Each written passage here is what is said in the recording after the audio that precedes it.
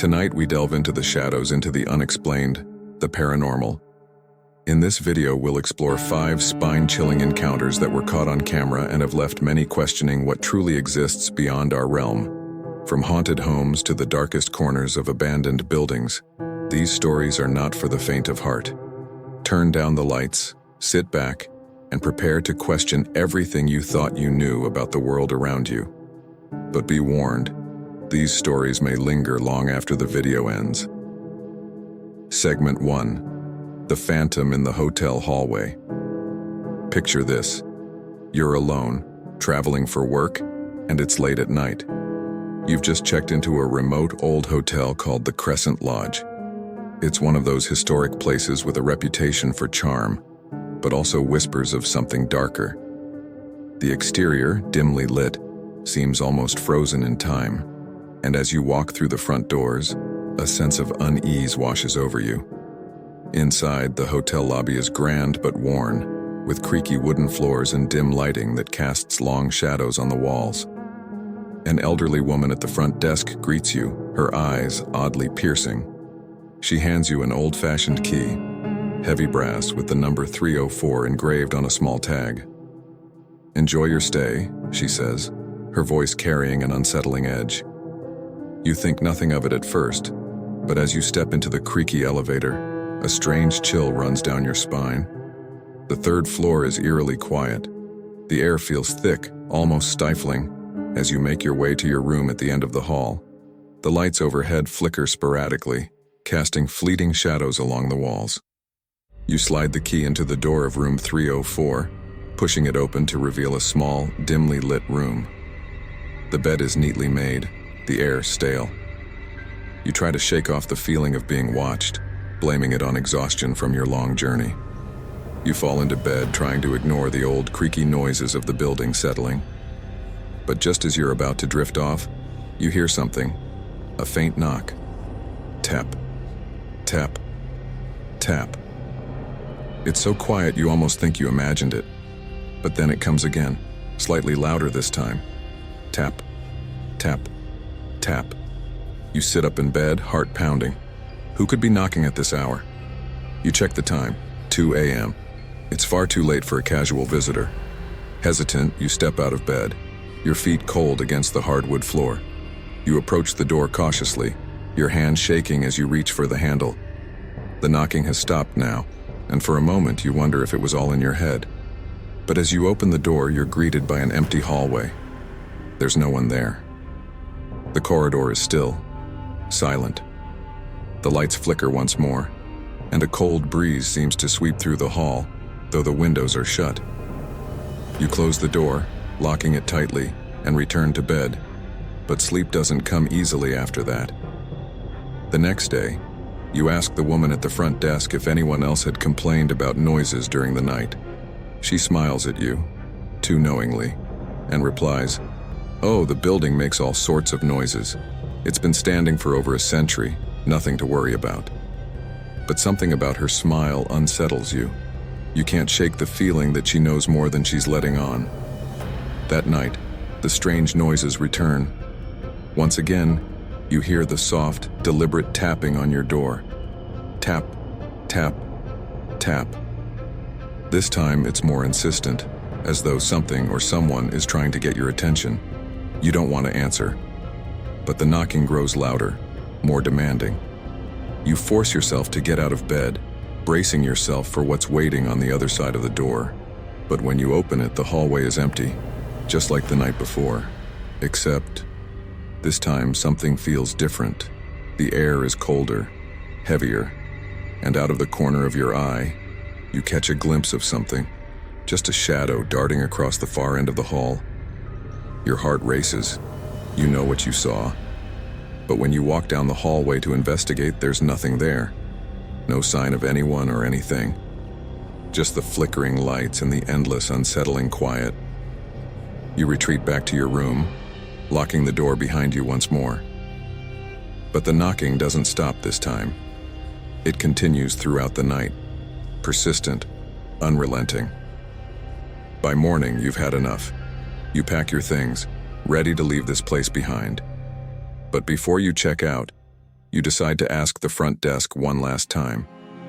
You tell the woman about the knocking, the shadow, the cold air. She listens, nodding slowly, as though she's heard it all before. "You're not the first guest to mention those things," she finally says. "Room 304, it has a history." You feel a chill run down your spine as she explains that a guest died in that very room decades ago, under mysterious circumstances. Some say his spirit never left, that he's still there, knocking on doors, looking for a way out. You leave the hotel, shaken but relieved to be gone. But as you drive away, you can't stop thinking about the knocking, the shadow, the feeling of being watched. You try to convince yourself it was all just a series of coincidences. But deep down, you know that something was there, something that still lingers in the halls of the Crescent Lodge, waiting for the next guest to arrive. Story 2, The Stalker in the Forest. Deep in the woods, far from the noise of the city, a group of friends thought they would enjoy a peaceful weekend camping.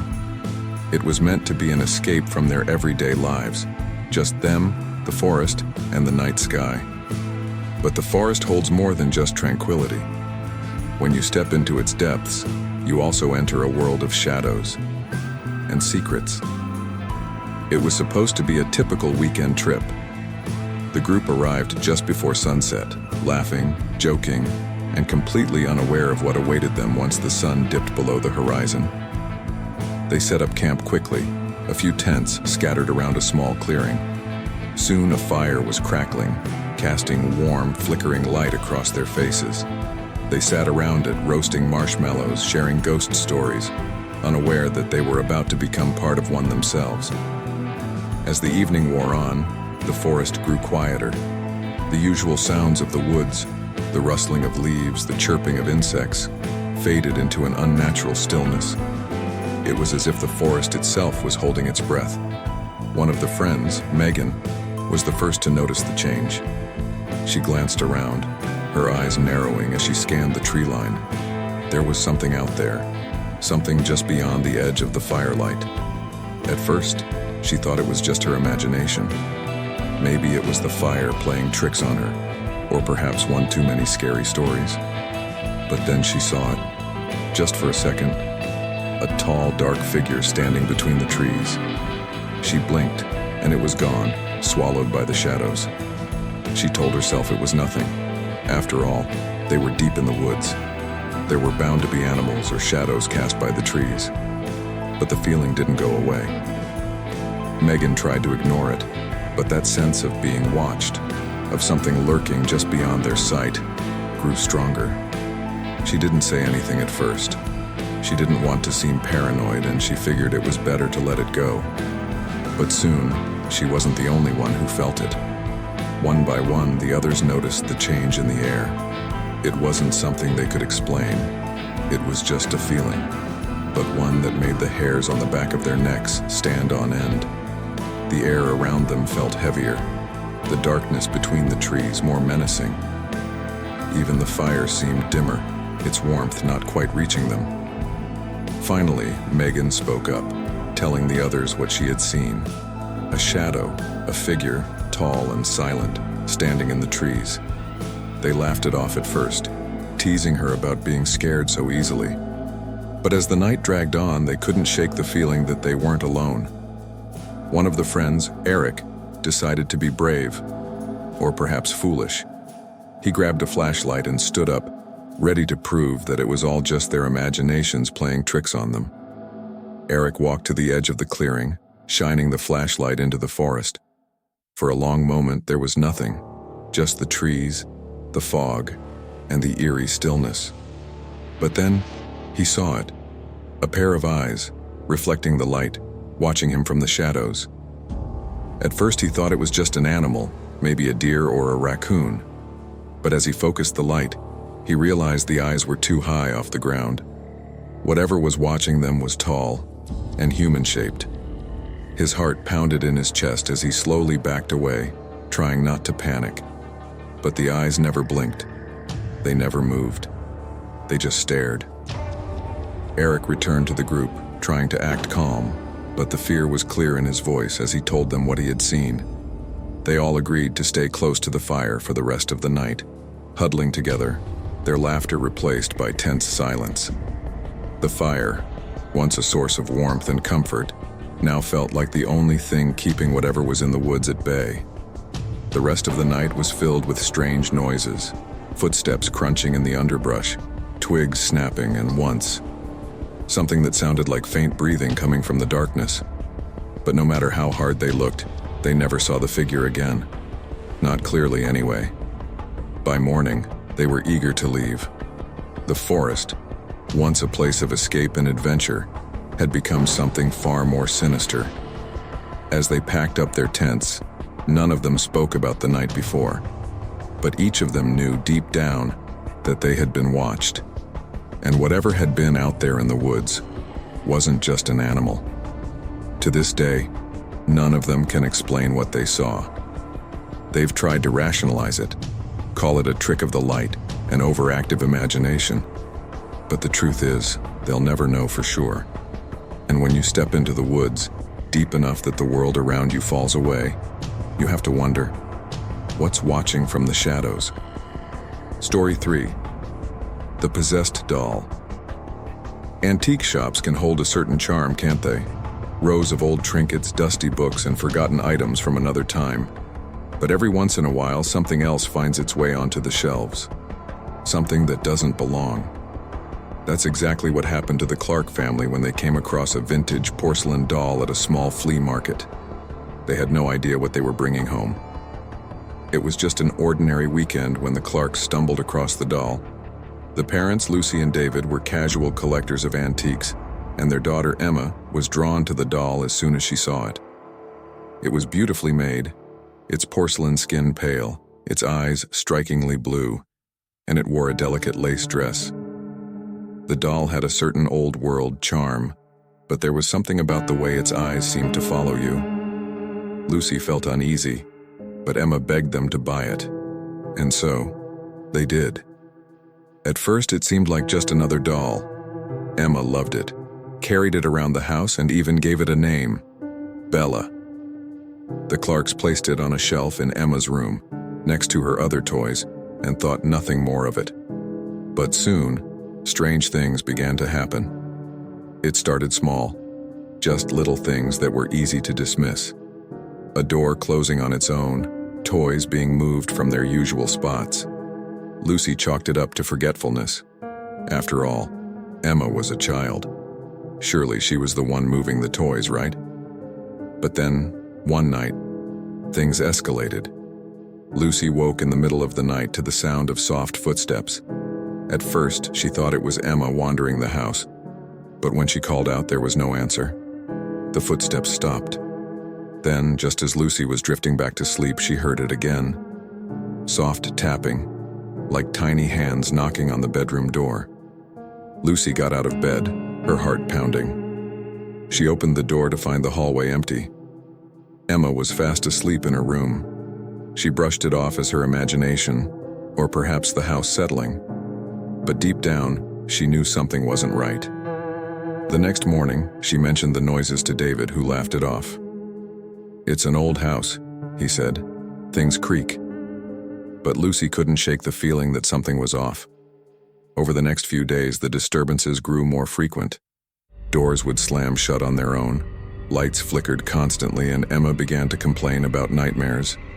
She told her parents that Bella was talking to her, whispering strange things in the middle of the night. Lucy's unease grew. One afternoon, she decided to put the doll away, hoping it would calm Emma's fears. She placed it in a box in the attic, out of sight, out of mind. But that night, the strange noises returned. This time, it wasn't just footsteps. There were whispers, faint but clear, echoing through the walls. And when Lucy went to check on Emma, her blood ran cold. The doll was back, sitting exactly where it had been before, its eyes gleaming in the moonlight. Lucy was certain, absolutely certain, that she had locked it in the attic earlier that day.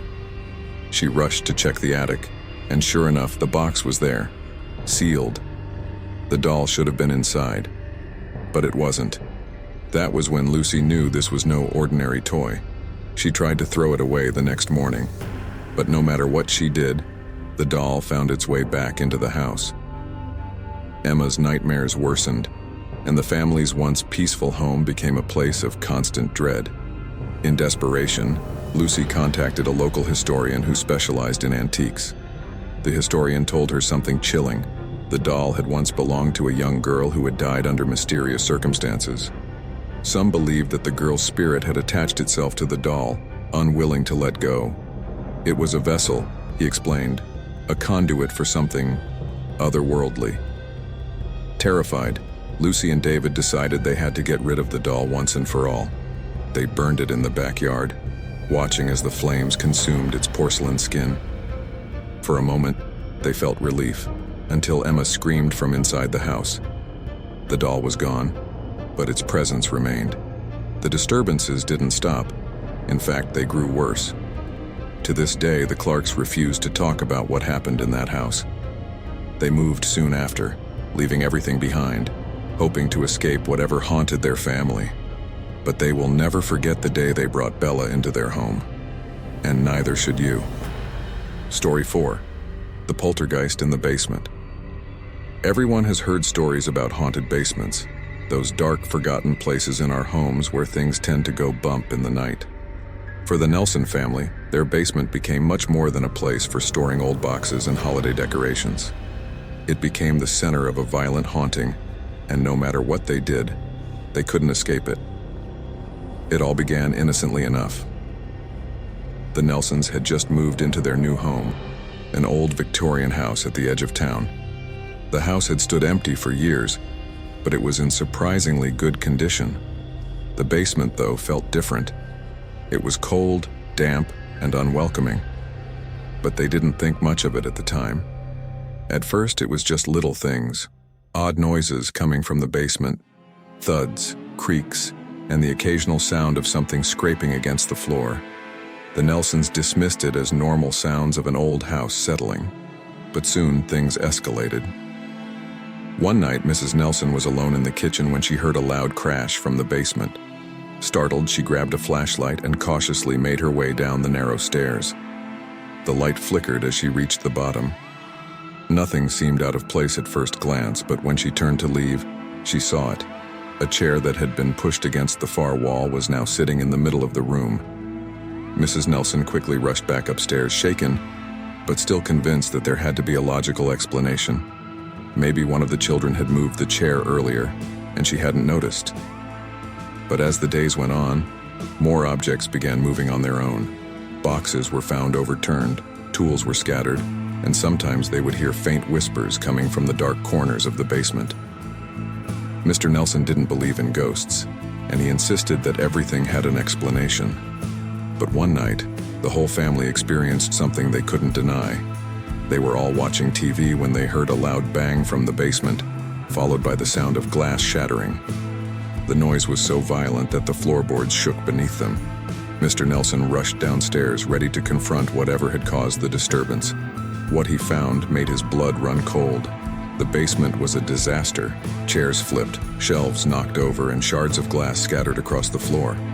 But what terrified him the most was the temperature. It was freezing cold, colder than it should have been for that time of year. The air was thick with an unnatural chill, and for the first time Mr. Nelson felt a presence down there, something watching him. From that night on, the basement became the heart of the haunting. Every time they tried to clean it up, objects would move on their own. Lights would flicker and the air would turn icy cold. The family even called in electricians and contractors to inspect the house, but no one could explain the strange occurrences. Things came to a head one evening when the youngest daughter, Sarah, was playing near the basement door. She heard a voice calling her name, faint but unmistakable. Curious, she opened the door just a crack. But before she could step inside, the door slammed shut with such force that the entire house shook. Sarah screamed, and when her parents rushed to her, they found her staring at the door, wide-eyed and pale. She said she heard something that wasn't human, whispering her name. And after that night, the family refused to go down to the basement at all. They locked the door and left it untouched, hoping that whatever was down there would stay trapped. But the noises continued, scratching, whispering. banging on the door as if something wanted to get out. Desperate, the Nelsons finally contacted a paranormal investigator who confirmed what they feared the most. A violent poltergeist had taken residence in their basement. The investigator explained that poltergeists are different from ordinary spirits. They feed off negative energy, and once they've latched onto a place, they can be nearly impossible to remove. The investigator conducted a cleansing ritual, but even he admitted there were no guarantees. The Nelsons tried to live their lives as normally as they could, but they always felt the presence of the poltergeist in the basement, lurking, waiting for the right moment to make its presence known again. In the end, the Nelson family moved out, leaving the house, and whatever haunted it, behind. The new owners? They haven't stayed long enough to find out what really lies beneath the surface. Story 5. The Ghost at the Window. Everyone feels a sense of comfort in their own home. It's the one place we believe we can escape from the outside world. But what happens when something outside won't leave you alone? When something stands just beyond the window watching you? That's exactly what happened to Jake Sanders one cold autumn night. Jake had recently moved into a quiet, small-town neighborhood. It was the kind of place where the streets were peaceful and the neighbors greeted each other with a smile. For Jake, it was a perfect change from the busy city life he had left behind. He had always liked the peace that came with the country, and his new home, a modest 2-story house on the corner of Maple Street, seemed like the perfect escape. At first, everything was normal. He spent his evenings enjoying the solitude, reading by the fireplace, or watching the occasional movie. But one night, as he was getting ready for bed, something strange happened. Jake was closing the curtains in his bedroom when he noticed something odd outside, a figure standing in the yard, just at the edge of his driveway. It was difficult to make out any details in the fading light, but the figure seemed tall, motionless, just standing there staring at the house. At first, Jake thought it was a neighbor or maybe someone passing by, but the longer he looked, the stranger it felt. The figure didn't move, didn't react to anything around it. It was just standing there. Jake closed the curtains quickly and told himself it was nothing, a trick of the light or perhaps someone out for a late walk. But when he peeked outside again a few minutes later, the figure was still there, still staring, unmoving. He decided to ignore it, convincing himself that whoever it was would leave eventually. But when he woke the next morning and looked outside, there were no footprints in the yard, no sign that anyone had ever been there. Jake tried to shrug it off, but the feeling of being watched lingered even during the day. Every time he looked out the window, he half expected to see the figure standing there again, and sure enough, a few nights later it returned. Once again, the figure appeared in the yard, this time closer to the window. Jake's heart raced. He grabbed his phone, ready to call the police, but something stopped him. What would he say? There was no crime being committed, just someone standing outside. But why were they there? Why did they keep coming back? That night, the figure came closer still, standing just outside the window, its face obscured by shadows. Jake could feel its presence, heavy and cold, even from inside the house. The air felt thick, oppressive, and he could swear he heard a faint tapping sound against the glass. Jake had had enough. He threw open the curtains, but the figure was gone. There was nothing outside. No one. He rushed to the front door and stepped outside, but the yard was empty, as if the figure had never been there. The next morning, he spoke to a few neighbors asking if they had seen anything strange, but no one had. No one knew what he was talking about. That night, Jake set up a camera near the window, hoping to catch something, anything that would explain what was happening. But the footage showed nothing. Hours passed, and the yard remained empty, undisturbed. But Jake knew what he had seen. He could still feel the presence. And as the days went on, it got worse. The figure started appearing outside different windows. The living room, the kitchen, the bathroom. No matter where he was, it was always there, watching, waiting. He became paranoid, refusing to leave the house after dark. The figure never approached, never tried to get inside, but it didn't need to. Its presence alone was enough to drive Jake to the edge of his sanity. One night, as Jake lay in bed, exhausted from sleepless nights, he heard something different. A voice, faint, barely audible, but unmistakable. It was coming from outside the window. It called his name, over and over. Jake didn't move. He didn't open the curtains. He just lay there, frozen in fear, listening as the voice grew louder. The next morning, Jake packed his things and left. He never returned to the house, and to this day, he refuses to talk about what happened there. But one thing is certain: the figure never left.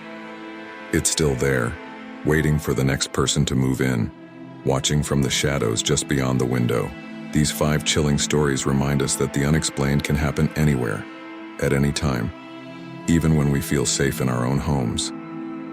If you enjoyed these tales of the supernatural, be sure to subscribe to the channel and hit the notification bell so you don't miss the next collection of eerie stories. Thank you for watching, and remember, the next time something feels off, maybe it's more than just your imagination.